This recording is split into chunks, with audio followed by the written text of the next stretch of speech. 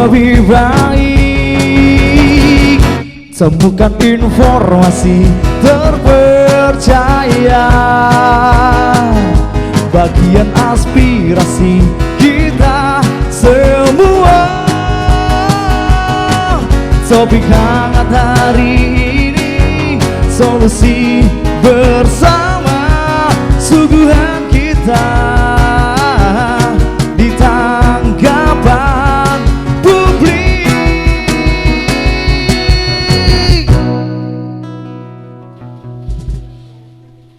Assalamualaikum Bang Azril. Waalaikumsalam warahmatullahi wabarakatuh. Widya selalu formal aja ini. Selalu ya. Selamat hari Senin. Happy Monday. Benar. Memulai aktivitas dengan ceria dan dengan semangat. senyum. Tapi jangan senyum yang itu ya. Oh, senyumnya itu gimana ya Bang? Jangan senyum yang kecut gitu ya. Iya, Harus benar. bahagia selalu. Benar. Berbicara tentang kecut Widya, belakang-belakang ini mungkin kita dihadapkan selalu dengan istilahnya adalah hiruk pikuk kehidupan di kota metropolitan ini. Iya. Salah satunya adalah kemacetan ini Widya. Anak kota kali ya Bang Benar Azril dong. ya. Ngadepinnya yang Millennials macet-macet lagi. gitu ya. Iya benar dong. Apalagi kalau bawa kendaraan yang luar biasa itu, kalau ngadepin yang macet rasanya bawaannya gimana Bang Azril? Parah banget Emosi ya, Bang? Emosional. Mungkin Bawaannya kalau ngomel. berbicara tentang emosional, beberapa faktornya ini adalah salah satunya mungkin kita lihat salah satunya itu traffic light-nya, seperti kayak lampu merahnya ini udahlah macet panjang, Betul. durasinya banyak, Betul. dan di persimpangan itu terdapat lampu merah yang konon banyak sekali. Itu membuat segala sesuatu itu berdampak jadi emosional. Betul. Widya. Intinya memang dengan tingkat kemacetan kota Medan saat ini yang sudah cukup parah ya Bang Azril, itu yang membuat kita sebagai pengguna kendaraan sering merasa itu tadi, emosi kita tidak stabil gitu. Yang tadinya kita udah semangat di dalam perjalanan, malah jadi bad mood gitu. Benar ya. sekali. Apalagi melihat banyak juga pelanggar-pelanggar rambu-rambu lalu lintas, itu yang membuat kita jadinya suka emosi nih kalau lagi di jalan raya gitu ya. Kalau kita berbicara tentang pelanggar lalu lintas, tidak enak kalau contohnya kita hanya menyalahkan pelanggar lalu lintas. Ada dari beberapa instansi, katakanlah dari kegiatan pemerintah ini, yang menyalahi aturan masuk ke badan jalan. Widya. Betul. Nah itu jadinya tidak memikirkan bagaimana perasaan dari masyarakat Benar pengguna jalan juga. ya Bang Acil. Merasa Benar. terganggu nggak sih kalau Abang menghadapi kayak gitu? Absolutely, pastinya Betul, Widya. ya. Mungkin Oke. ada kajian transportasi, manajemen transportasi, ataupun berkaitan dengan manajemen resiko dalam berlalu lintas ini. Kalau kita berdua bicara saja kayaknya tidak afdol Widya. Nggak afdol ya, Benar. kayaknya nggak enak, nggak greget Benar, gitu nggak ya Bang greget. Azril ya. Oke. Tapi ini kita ngobrolin soal bagaimana ada kabarnya Bang Azril. Apa itu kabarnya? Ada perubahan arus lalu lintas di Kota Medan. Tapi kita perlu cari tahu juga ini apakah kemudian nanti bakal berdampak juga terhadap aktivitas masyarakat begitu, karena tentunya yang biasa kita lalui tiba-tiba berubah, otomatis kita harus mempersiapkan diri juga jalur mana nih akan kita laluin Benar gitu. sekali. Dan juga kita harus aware terhadap nanti adanya perubahan-perubahan arus yang mungkin ini sebagai wacana atau tidak wacana. Betul. Widya. Pokoknya kita harus siapkan diri ya Bang Widya. Azril ya. Oke lah Langsung kalau saja gitu. Widya, kalau berbicara tentang berdua ini dan dalam kelompok seperti diskusi ini tidak hangat kalau kita tidak langsung perbincangkan bersama narasumber-narasumber yang hebat Oke. telah kita hadirkan di Studio 2 TVRI Sumatera Utara hari ini. Widya, saya mulai dengan yang paling cantik dulu ya Widya. Iya. Sama sih cantiknya kayak Widya ini. Makasih. Di sebelah kiri saya pemirsa, tepatnya ini seorang ibu pastinya cantik. Beliau adalah Ibu Mutia F. Faharudin, Master Engineering of Science, selaku Masyarakat Transportasi Indonesia Wilayah Sumatera Utara. Halo Ibu, Assalamualaikum, apa kabarnya hari ini Ibu? Waalaikumsalam.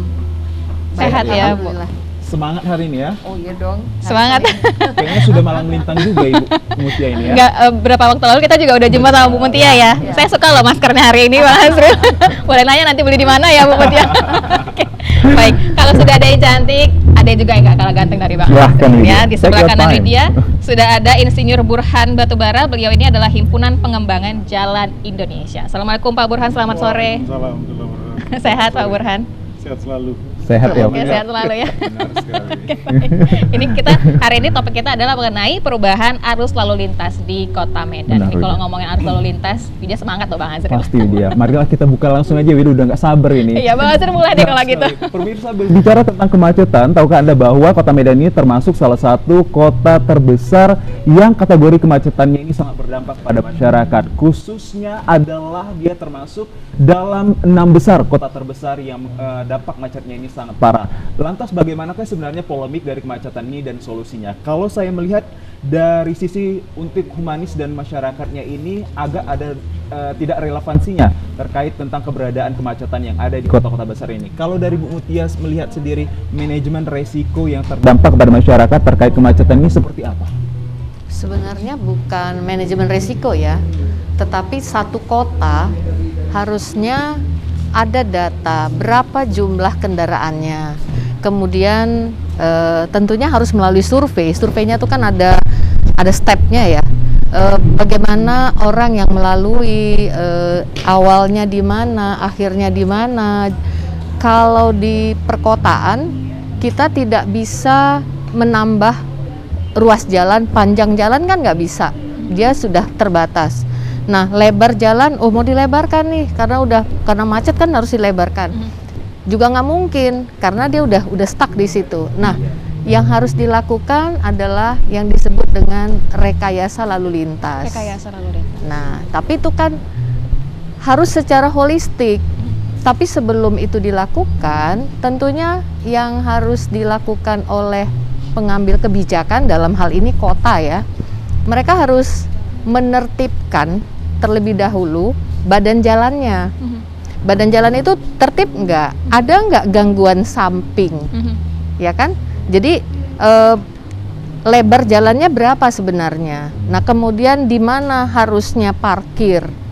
Nah, jangan udah kita nggak bisa ngelebarin jalan, parkirnya bertambah, kemudian orang belum lagi yang disebut dengan pasar tumpah. Nah, ini kan harus ditertibkan. Jadi kalau kita bicara tentang kemacetan itu bukan hanya untuk mengatur lalu lintasnya, tetapi berbagai aturan yang menyangkut badan jalan itu yang harus diperbaiki dulu gitu. Jadi bukan sekedar ini aja ya, bukan sekedar buka tutup jalan lewat sana lewat sini, nggak bisa begitu gitu. Jadi harus ada survei yang harus dilakukan dari awal gitu. Oke, baik. Nah, kalau untuk berbicara mengenai ideal badan jalan, nah jalan yang ada di Kota Medan ini berarti saat ini tidak memenuhi standar ideal dari badan jalan itu sendiri, begitu ya Bu Mutia? Kalau kita bicara jalan itu, idealnya seperti apa ukuran badan jalan? Jalan itu kan ada undang-undang yang mengatur, ada hierarki jalan, ada jalan arteri, ada jalan lokal. Nah, itu semua ada aturan yang mengatur. Kalau jalan arteri kecepatan minimumnya berapa, maksimumnya berapa, lebarnya. Jadi kita nggak bisa bicara jalan itu sepotong-sepotong tuh nggak bisa. Jadi dia harus secara holistik. Gitu. Dan sekarang juga badan jalan ini sudah banyak dimakan oleh pedagang kaki lima begitu ya, dan parkir sembarangan. Itu kalau ngomongin soal badan jalan emang banyak sepertinya problemnya begitu ya Bu Mutia. Sebenarnya kita jangan menyalahkan pedagang kaki lima terus ya. Karena yang kita lihat adalah kantor pemerintah pun itu karyawannya atau pegawainya parkir di badan jalan. Harusnya kan dia membuat parkir. Nah, gedung-gedung parkir yang harus disiapkan. Jadi jangan nyalahin masyarakat aja.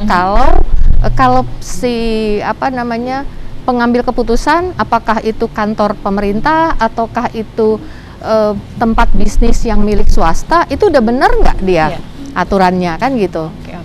Terkait dengan lahan parkir juga ya Bang Azri. Berarti kita harus juga berkaitan tentang tata kelola ruang tersebut ya Bu, kalau contohnya sebelum membuat suatu ibaratnya bangunan untuk kategorinya pemerintahan ataupun instansi terkait yang kategori memakan badan jalan. Iya, benar. Jadi kan kalau orang mau membangun gedung, ada izin bangunan yang harus diurus.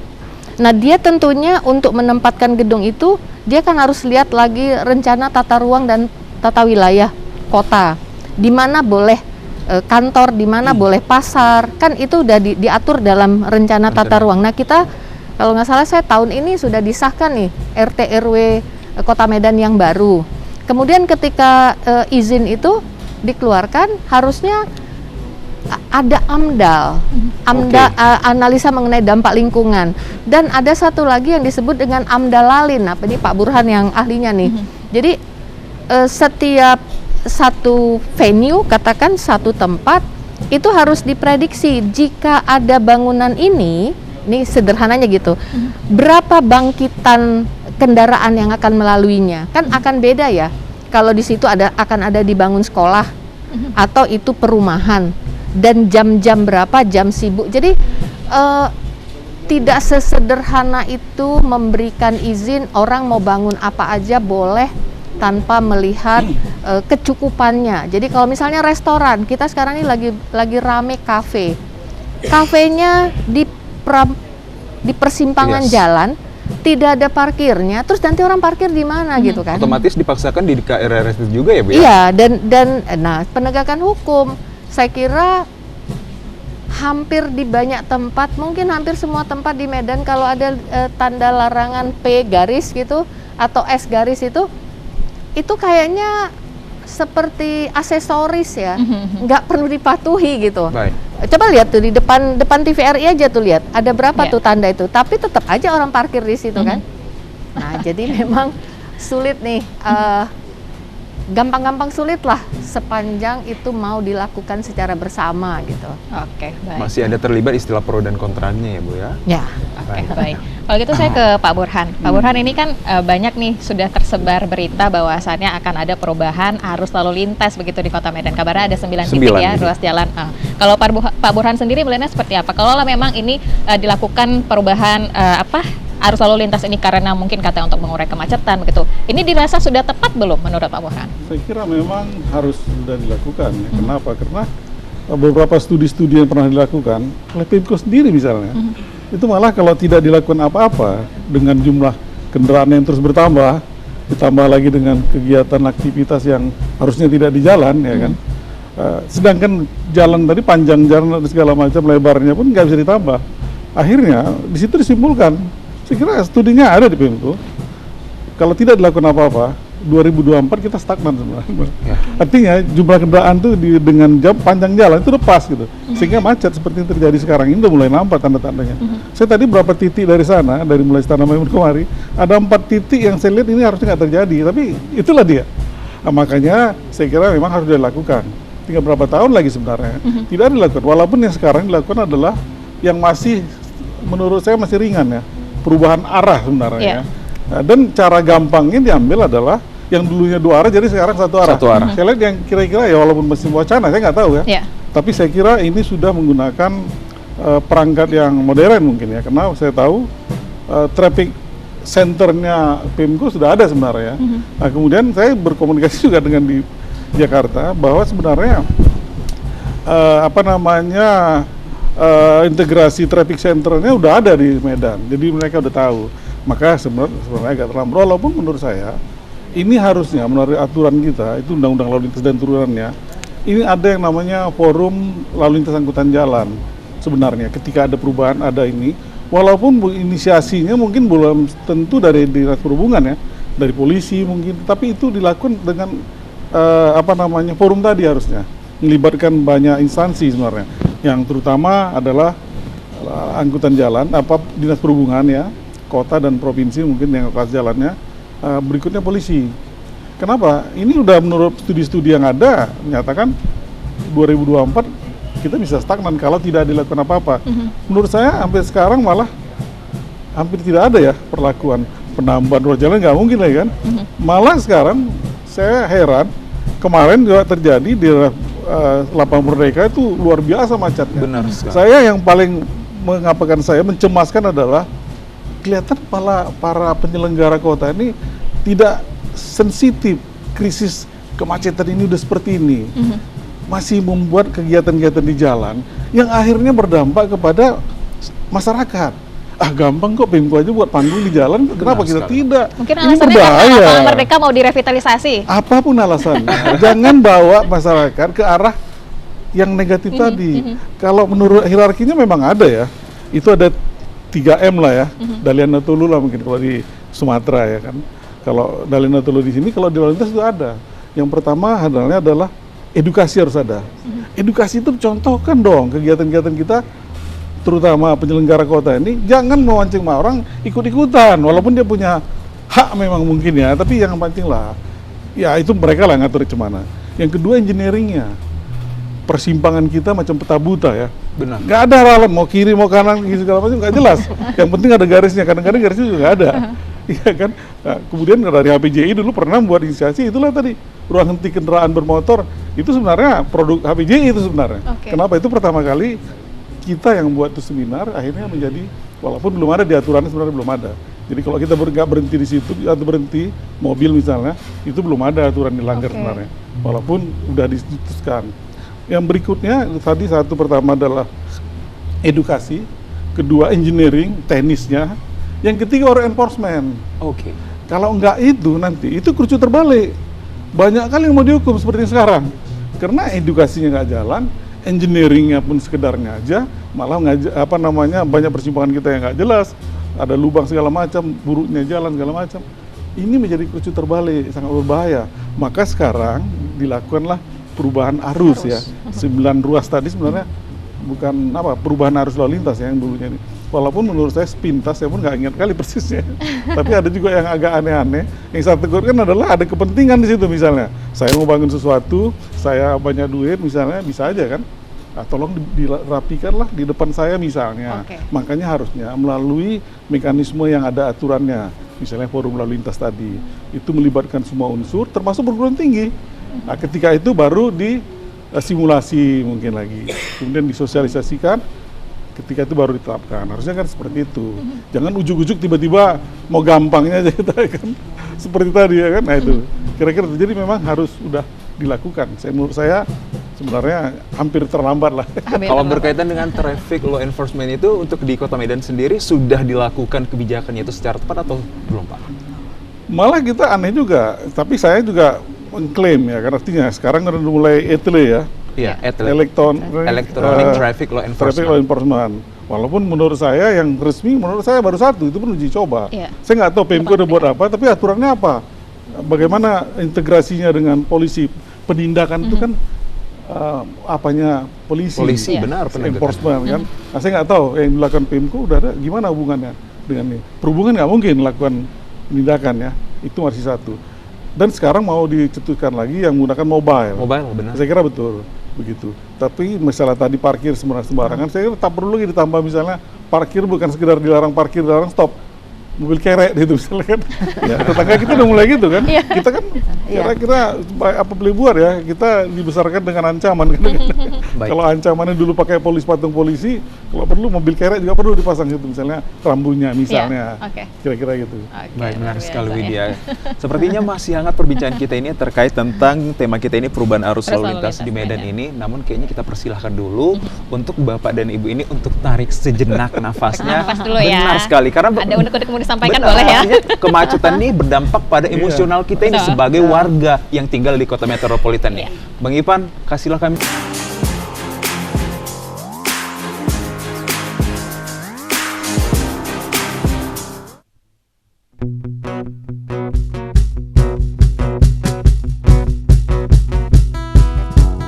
Semua tentang hari ini,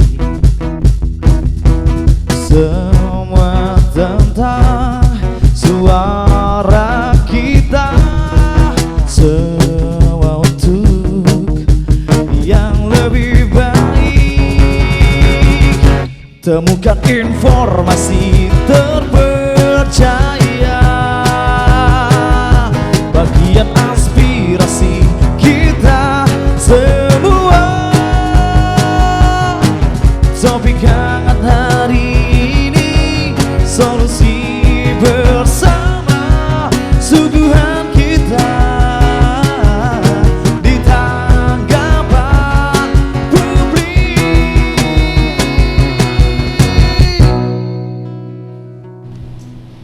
2 jempol untuk suara Bang Ipan ini ya. Luar biasa Bang Ipan Benar ya. sekali, Kayaknya hari ini Widya. lagi bahagia Bang Ipan. Benar namanya. dia, nggak emosional ya Bang, nggak kena macet tadi kesini ya Bang ya. Makanya tadi cuma nyampe dia. Oh iya. Maaf ya Bang Ipan ya. Iya, Baiklah. Tapi Bang Ipan mungkin ada yang mau ditanyakan atau boleh gimana? nanti tanya. Nanti Nggak ya. apa-apa, nanti Kak Widya sama Bang Azril buka dulu ya. Boleh. Oke. Kita Mau dulu dicatat ini dulu Bang kali ya. Boleh dicatat dulu ya Bang ya, Boleh. seperti yang Widya bilang. Nah ini Widya, kan tema kita berkaitan dengan perubahan arus lalu lintas di Medan ini. Kalau berbicara tentang arus lintas, pasti kita melihat dari segi jumlah kendaraan yang masuk ke kota Medan ini. Kalau kota Medan sendiri ini kan kendaraannya ini yang datang ataupun silih berganti ini tidak hanya dari masyarakat kota Medan sendiri. Otomatis ada istilahnya Mebidang, Medan, Binjai, satu lagi di Deli Serdang ya Widya, kalau saya tidak salah. Apakah sebenarnya sinergitas antara pemerintah daerah dan juga Pemko Medan ini harus menjadi solusi ataupun mencari solusi untuk kategori menghilangkan ataupun memberantas kemacetan ini. Kalau dari Pak Burhan, Bu, ya. Oh iya, itu udah memang tidak bisa dihindari ya. Sudah dilakukan sebenarnya. Salah satu adalah tersedianya transportasi massal kita ya.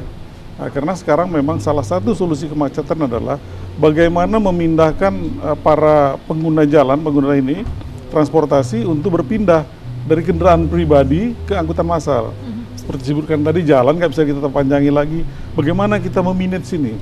Salah satu upayanya adalah tadi, mengoptimalkan semua orang suka dengan angkutan massal. Tapi nyatanya Pak, makin banyak saja setiap hari ini kemacetan ini terjadi. Iya memang, itu adalah tugas PR-nya pemerintah kota. Salah satu kota-kota terlibat ya, harus bagaimana. Makanya kemarin juga kita sedikit memberi keberatan ya ketika memang disediakan lagi ruang parkir-parkir di jalan. Walaupun menggunakan, apa namanya sekarang? Sekat-sekat seperti itu. Enggak, penggunaan pengutipannya dengan elektronik. Benar. Itu belum cukup sebenarnya. Bagaimana pemerintah kota ini? Kita kalah dengan Bukit Tinggi, kota kecil, udah punya gedung parkir dong. Wow. Kota Medan ada nggak gedung parkir?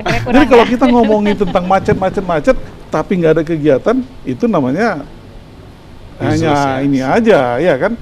Gimana? Malah di apa namanya semua ruas jalan ada apa parkirnya. Itu kan salah satu yang dia tidak solusi. Harusnya menurut saya pemerintah punya program 5 tahun ini tidak ada lagi parkir di jalan. Pertama yang paling dia dekat sebenarnya adalah menyediakan kantong-kantong parkir.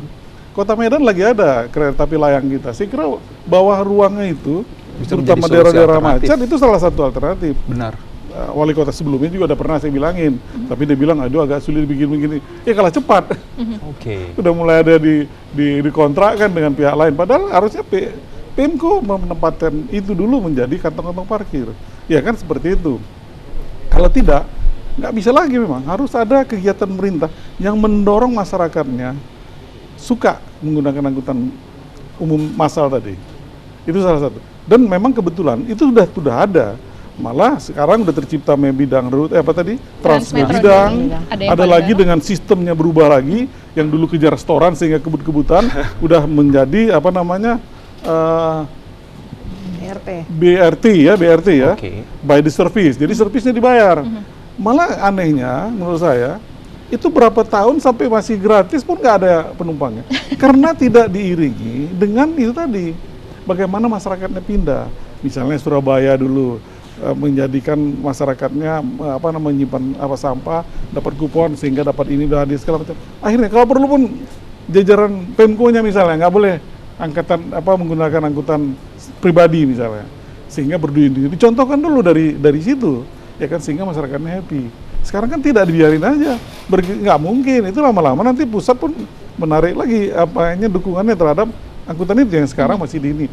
Berikutnya lagi sebenarnya belum ada lagi ya, mau dikerjakan adalah LRT nantinya. Oke. Semuanya sentralnya di Lapangan Merdeka. Merdeka. Saya kira integritas semua alat moda transportasi sudah ada konsepnya, tetapi actionnya belum ada. Penerapannya yang masih kurang ya. Belum ada. Nggak mungkin bus yang ada sekarang ini tidak ada kegiatan pendukung dia. Salah satu kegiatan misalnya lah, parkir di pusat kota mahal kan, atau tidak ada misalnya. Sehingga orang harus naik angkutan umum. Kemudian penindakan yang tadi, ya kan, parkir sembarangan, kalau perlu ditambah dengan rambu mobil derek tadi misalnya. Kira-kira seperti Kalau itu ya. dihapuskan parkir artinya kita harus menghilangkan juga istilah pendapatan untuk Pemko sendiri dong, Pak. Ya, sekarang ini mana? Pendapatan Pemko apa pendapatan masyarakat dulu? Kan konyol kalau kota sebesar ini masih menghidupi dari parkir. Ini rasanya lucu ya. Nggak gitu lah. Kota modern, kota terbesar keberapa tadi? Masih ngandalkan Kota besar parkir. ketiga, tapi yang Kira-kira gitu. kota terbesar termacet. ke nomor 6 ya, kota Kalau termacet. pikir Malaysia itu nggak, parkirnya gratis lagi semua. Iya kan? Sehingga muncullah gedung-gedung parkir. Sekarang orang mau investasi gedung parkir. Gimana kalah bersaing dengan parkir di jalan kan? Yang gampangan seperti itu. Kenapa tidak lakukan? Satu lagi sebenarnya. Pernah saya ahli transportasi juga ngomong, saya bilang gedung parkir ya, itu kalau perlu biayanya lebih murah, sehingga masyarakat parkir di situ. Kenapa lebih murah? Oh, itu kan biaya mahal. Tidak, bagian parkir, ruang parkir yang disediakan oleh mal-mal misalnya, itu menjadi kewajiban dia untuk membuat gedung dia. Ketika dia gedung tadi dibuka, itu tidak berdampak kepada orang. Itulah yang disebut dengan bahwa ada analisa dampak lalu lintas. Sebelum IMB keluar, sebenarnya analisa dampaknya menyatakan bahwa ketika gedung ini dalam pelaksanaan atau ketika beroperasi kelak, itu tidak berdampak terhadap kemacetan di sekitar sini. Harus dijamin dulu itu, baru dikasihkan izin. Kira-kira sekarang kan tidak. Kelihatan enggak menurut saya. Karena banyak gedung yang kelihatan ya setelah dibangun, ketika membangunnya enggak pemerintah sendiri ketika membangun, malah saya istilahkan dulu gini. Saya heran ya, ketika ada pembangunan Kota Medan kayak perang suasananya. Ya kan bergelimpangan semua segala macam, seperti perang lah gitu. Apalagi kita bilang kan bahwa harusnya ada aturan analisa dampak lalu lintas, harus termasuk kegiatan-kegiatan pemerintah harus ada analisanya, harus dijamin ya bahwa tidak berdampak kepada masyarakat pengguna jalan. Kenapa dampaknya? Kita memang dibilang pemerintah nggak ada kehilangan uang, tapi kita kehilangan waktu, kehilangan uang. Ya kan, saya kemarin ketika ada acara siang ya, malamnya saya dari mulai waspada mau kemari 1 jam lebih sampai ke Putri Hijau. Wow. Berapa lama saya macet-macet. Ternyata saya pikir ada kegiatan apa di sini. Rupanya tidak. Hanya kegiatan para pelaksana itu pentas itu lagi dibongkar. Saya pikir ada kegiatan apa. Rupanya nggak ada apa-apa. Sia-sia kita ya. Sia-sia buang waktu. Dan ini harus bisa dijamin pemerintah. Kota yang besar adalah kota yang bisa mengarahkan masyarakatnya beradab. Masyarakat beradab ketika semua prasarananya mendukung orang untuk beradab. Kita gimana nggak beradab? Parkirnya memang nggak ada atau gimana ya kan? Sehingga kita suka-suka hati. Benar sekali. Ya, jadi harus mulai dari prasarana yang mendukung orang beradab. Oke, baik. Nah, kalau dari Bu Mutia sendiri, sebenarnya kesadaran masyarakat untuk mau menggunakan transportasi umum saat ini memang dinilai masih kurang, atau memang merasa lebih cepat naik kendaraan pribadi daripada naik kendaraan umum begitu, Bu Mutia? Itu pasti ya. Masyarakat pasti akan mencari alat transportasi yang murah, nyaman, dan sesuai dengan kebutuhannya. Nah, sekarang misalnya ada Trans Mebidang yang dari pusat kota sampai ke Lubuk Pakam itu. Yes. Nah, saya termasuk yang suka menggunakan itu sebenarnya. Pengguna sejati ternyata. Ya, tetapi rumah saya kan di Setiabudi. Iya. Untuk mencapai Trans itu tadi, Trans Mebidang, saya dulu tuh parkir ada yang di jalan Singamangaraja kan ada hotel, ada itu. Nah, saya parkir di hotel itu, baru saya pindah.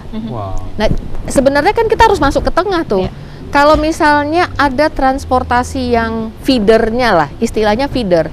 Kalau ini ada transportasi yang digunakan ini, nah ini kan untuk mencapai ini harus ada dari daerah-daerah itu. Ini kan nggak disediakan. Betul, betul. Nah, dari sisi harga itu memang terasa ya.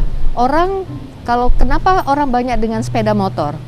Berapa bayar cicilan sepeda motor per bulan dan berapa biaya BBM-nya? Apakah lebih murah atau lebih mahal kalau dia naik angkutan umum? Pasti dia akan lebih murah dan dia bisa mau berangkat antar anaknya sekolah, antar istrinya kerja sekalian kan. Tapi kalau transport umum kan enggak. Nah, jadi di negara-negara maju biasanya transportasi umum itu kita bisa menentukan waktu. Kita naik dari sini mau ke sana, kita udah bisa merencanakan dari rumah. Kemudian biayanya itu jauh lebih murah daripada kita punya mobil sendiri. Kendaraan pribadi. Nah, jadi nggak bisa makanya saya bilang penanganan kemacetan, kemudian untuk rekayasa lalu lintas, itu nggak bisa sepotong-sepotong. Kalau misalnya ini sekarang ada perubahan, di sini macet, dirubah. Ini bakal di tempat macet baru. Akan tertumpuk kembali. Jadi bottleneck lagi gitu. Berarti masih ada sisi kurangnya dari perubahan lalu lintas yang dilakukan pemerintah Kota Medan. Kita belum lihat nih, harusnya kan ada simulasinya. Harusnya ada simulasi. Ada simulasi, terus dievaluasi ya. Kemudian harus ada survei yang benar-benar dilakukan traffic countingnya.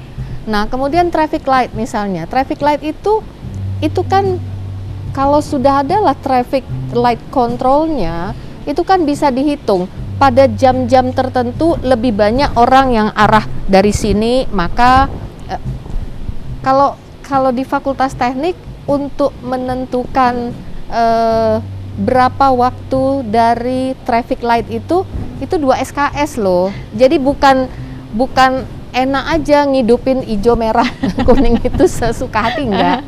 Bukan seperti itu.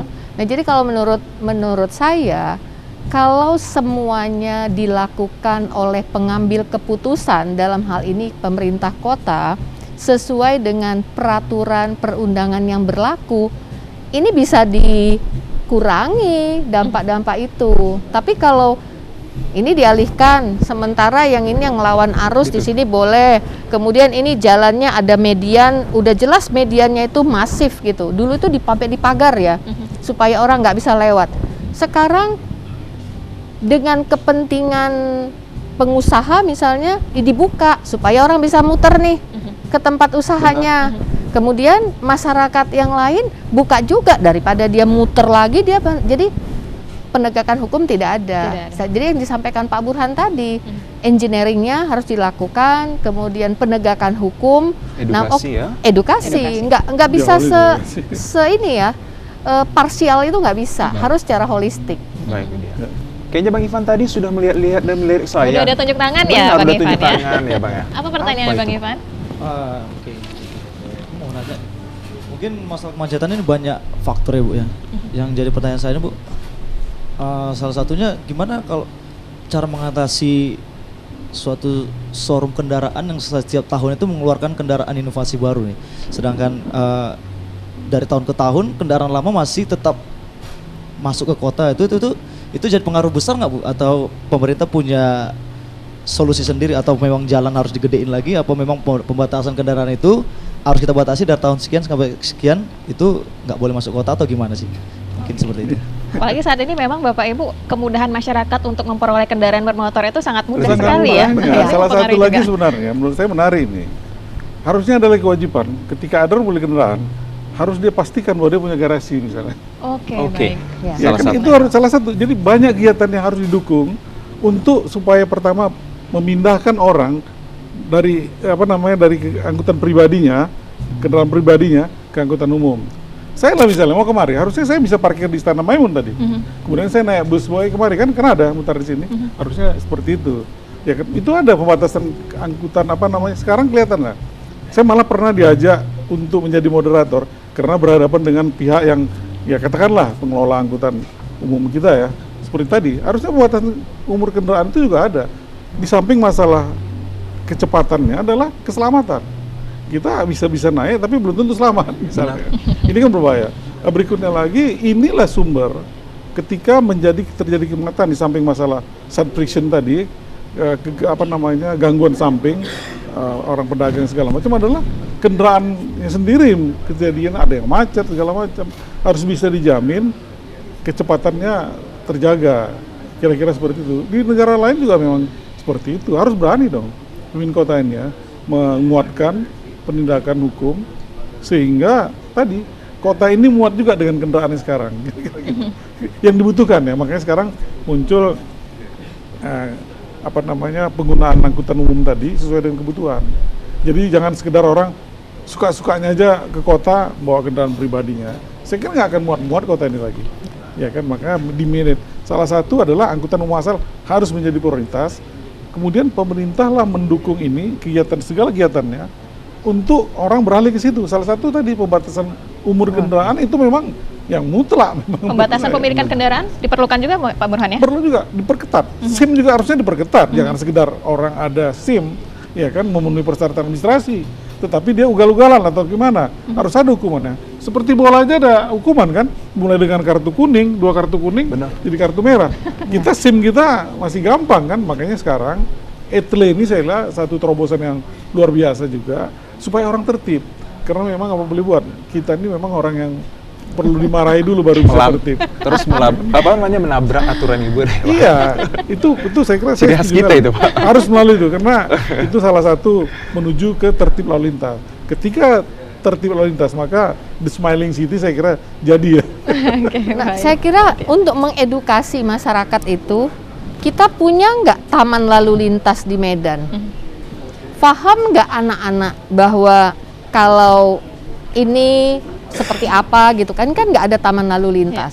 Saya lihat di beberapa kota lain, masih di Indonesia aja lah kita cerita, misalnya Kabupaten Sleman, dia punya taman terbuka untuk publik, taman terbuka hijau, tapi ada taman lalu lintasnya. Jadi anak-anak balita itu bawa sepedanya, main sepeda di situ, dia bisa ngikutin ya. Jadi sudah mulai belajar ketika dia sejak dini, dia tahu oh ini nggak boleh belok Oke, kanan. mempelajari Nah, rambu-rambu lalu lintas. Iya, iya. Dan pembelajaran yang sejak dini itu sangat berpengaruh sampai dia dewasa. Ya, itu perlu kali dong pendidikan tadi, makanya edukasi pertama, engineering, enforcement, ya kan? Jadi base-nya itu kan edukasi. Saya lihat gini lagi, ada sekolah yang ketika ini sampai dengan saat ini, mungkin sekolah Ibu Iva juga itu termasuk ya, di sekolahnya di depan itu bertabur orang parkir sembarangan. Bayangkan anak-anak dididik di tempat yang tidak teratur berlalu lintas. Kemudian ketika dia nanti udah besar, dia disuruh tertib. Padahal dia berapa tahun di sekolah itu tidak melihat lalu lintas itu tertib, terutama parkirnya. Ya. Ada sekolah-sekolah di daerah Kebanyakan di Bonjol, Kota Medan ya seperti kan? itu ya. Kenapa tidak berani tegas? Ketika itu dilakukan tertib, anak-anak ini terbiasa tertib sehingga lebih mudah diarahkan kepada ini. Tinggal prasarana dilengkapi. Bahwa salah satu lagi penting tadi angkutan umum massal adalah bahwa awal dan akhir kegiatan angkutan umum massal tadi adalah berjalan kaki kan. Ya. Makanya harusnya fasilitas berjalan kaki ini jadi prioritas juga ini. Iya kan, dengan lebar, termasuk lebar kenapa disebut kaki lima. Sebenarnya idenya muncul adalah dulu tuh lebar trotoar itu minimal 1,5 meter atau 5 kaki. Minimal. Maka itu bilang 5. orang 5 kaki jadi kaki 5. Tetapi anehnya sekarang, ya kan, kaki 5-nya tadi harus tempat berjalan, orang ini sekarang berjalan di aspal gitu. Yang di sini pedagang, makanya judulnya pedagang kaki 5. Pedagang kaki lima. Baik. Dan anehnya lagi banyak juga trotoar kita yang lebarnya di bawah itu. Padahal dulu munculnya kaki 5 itu adalah minimal 1,5 meter, 5 kaki. Baik. Mungkin untuk yang terakhir singkat dan padat dari Ibu Mutia untuk menjadi action nyata segera dari pemerintah untuk bisa pengendalian kemacetan ini wajib untuk dihapuskan ataupun diberantas lah ataupun dikurangi. Harapannya Harapannya seperti apa? singkat dan padat aja. Nah, sekolah ya, saya lebih fokus ke sekolah misalnya. Tidak memberikan izin kepada anak-anak untuk mengendarai kendaraannya sendiri. Tapi untuk itu, pemerintah kota harus menyediakan bus sekolah. Nah, di beberapa kota lain misalnya Makassar, mereka punya bus sekolah dan itu bagian dari kebijakan kabupaten kota layak anak. Medan kan tahun ini dapat peringkat madya. Di situ ada ketentuan bahwa harus ada zona selamat sekolah plus zona aman ke sekolah, rute aman. Jadi rutenya aman. Jadi kalau di Makassar itu ada bis yang dari pinggiran, dia jalan terus dan berhenti ke sekolah-sekolah. Jadi orang nggak perlu ngantar anaknya sekolah. Nah, ini kita kan belum nih. Jadi tidak sesederhana itu untuk memindahkan kemacetan gitu ya. Bukan memindahkan kemacetan. Oke, dari Pak Baik. Burhan mungkin Pak singkat saja. Boleh singkat, Ya. singkat dikit aja ya Pak.